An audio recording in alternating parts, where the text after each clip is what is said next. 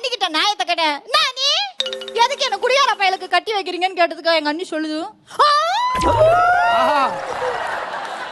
உங்க அண்ணன் மட்டும் ஒழுக்கமா சனிக்கிழமையான சாக்கடையில நாய் மொய்க்க ஈ மொய்க்க கடப்பாண்டியா அவன் 10 பேரை வச்சு நான் தூக்கிட்டு வீட்டுக்கு வரணும்.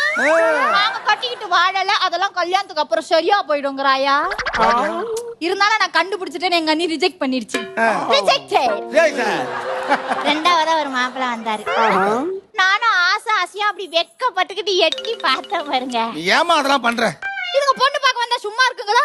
எங்க பாட்டு பாடி காமி, எங்க டான்ஸ் ஆடி காமி.